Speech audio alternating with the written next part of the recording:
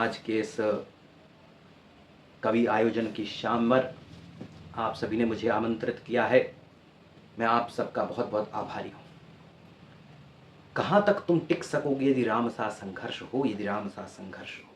सहली सारी यातना पर संकल्प को जिस तरह सर्वोपरि रखा, सहली सारी यातना पर संकल्प को सर्वोपरि रखा, त्यागशील संकल्प को जिस तरह जीवित रखा।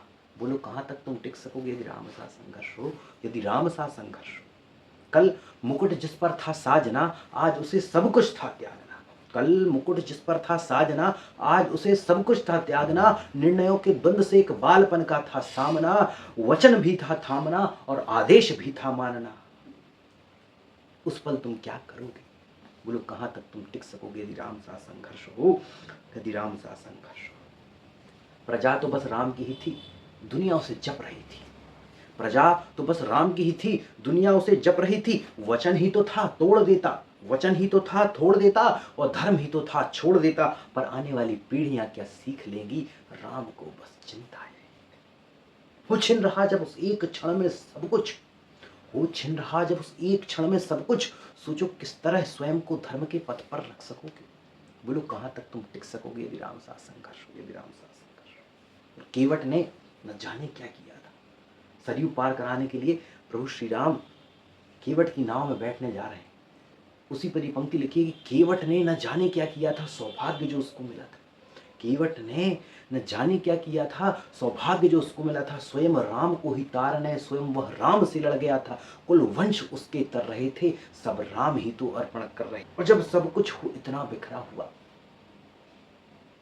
जब सब कुछ हो इतना बिखरा हुआ, कैसे स्वयं को धर्म के पथ पर रख सकोगे? बोलो कहां तक तुम टिक सकोगे यदि राम सा संघर्ष हो, यदि राम सा संघर्ष हो। है याद वो घटना तुम्हें?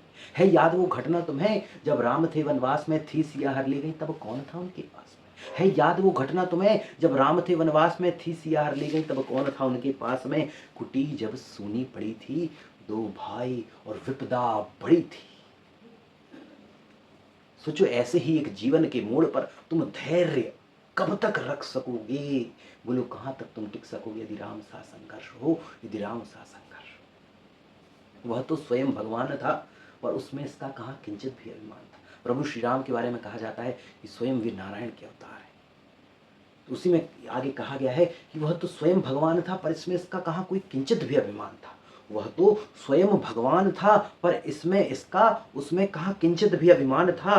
किरदार भी ऐसा चुना जिसमें सिर्फ और सिर्फ बलिदान था। मर्यादा के प्राण थे, रघुवंश के अभिमान थे। मर्यादा के प्राण थे, रघुवंश के अभिमान थे। बोलो श्री राम के अध्याय से, बोलो श्री राम के जीवन अध्याय से क्या अपने जीवन में एक पृष्ठ भी तुम चुन सकोगे? बोलो कहां तक तुम टिक सकोगे यदि राम सा संघर्ष हो, यदि राम सा संघर्ष हो। और व्यथा इतनी ही नहीं थी, कथा इतनी ही नहीं।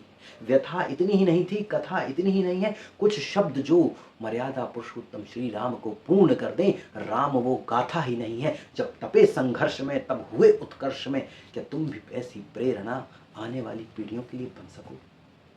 बोलो कहां तक तुम टिक सको यदि राम सा संघर्ष हो, यदि राम सा